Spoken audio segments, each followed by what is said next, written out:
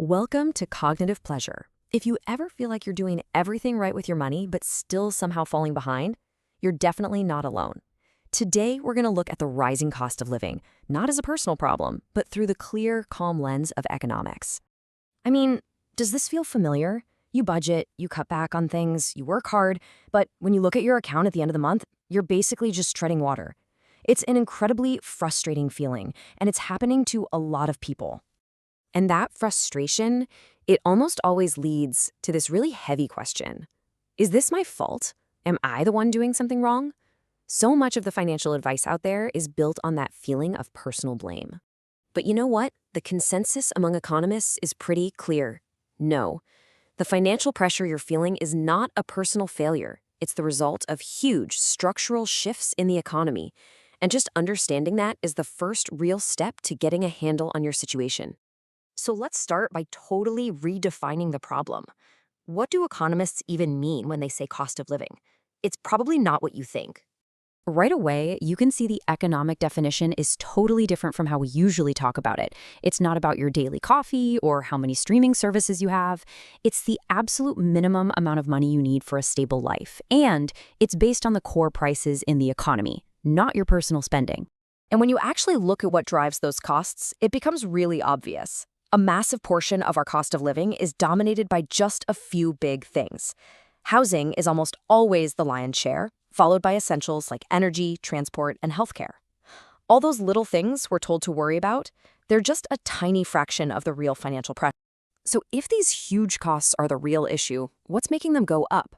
Well, in this next part, we're going to look at the massive forces that are completely outside of any one person's control. And here they are.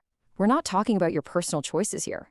We're talking about things like systemic housing shortages in cities, wild swings in global energy markets, and the interest rates set by central banks. These are the powerful currents that are really shaping our financial lives. Let's just take housing as a specific example.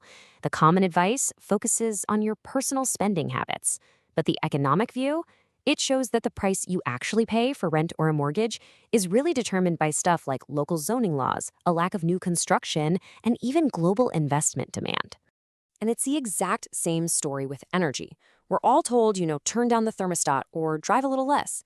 And sure, those things help a tiny bit, but the price you pay at the pump or on your utility bill is far more influenced by geopolitics, the state of our national infrastructure, and the huge global transition to new energy sources.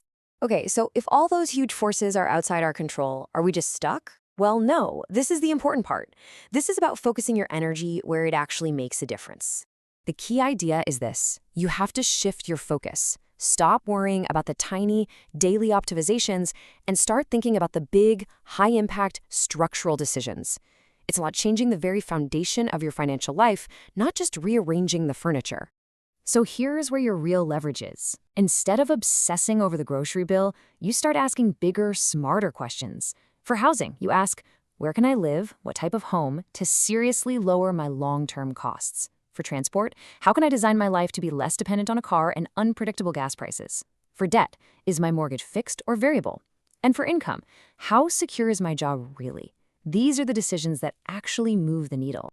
This way of thinking also helps explain why so much of the popular financial advice out there feels so, useless. This section is all about why being frugal has its limits when you're up against these bigger structural problems. So why does that common advice fail so often?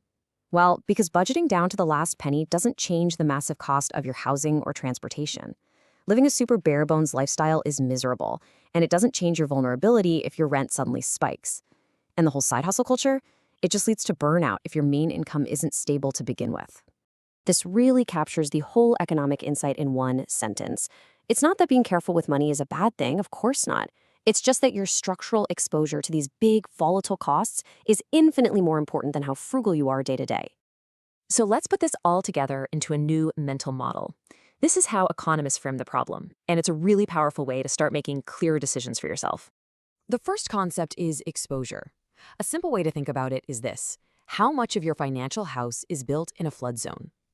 The more of your income that's tied to costs you can't control, like changing gas prices or a variable rate loan, the higher your exposure is. The second idea is elasticity. This is basically your financial flexibility. If your rent suddenly went up by 10%, how easily could your budget stretch to handle it? A household with low fixed costs has high elasticity, but one where every single dollar is already spoken for, that's very low elasticity. And finally, maybe the most important concept is lock-in. These are the big life decisions that trap you into a certain cost structure for years, sometimes decades. Buying a home really far from your job, for example, locks you into owning a car and paying for transportation no matter what the price is.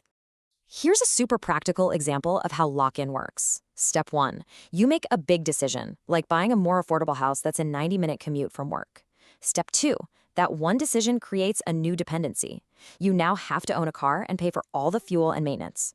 And step 3. The result is a massive loss of flexibility. You're now locked into those costs, and it's much harder to change jobs or reduce your spending. And this really is the final takeaway. From an economic point of view, managing your cost of living isn't a game you can win by just being more disciplined.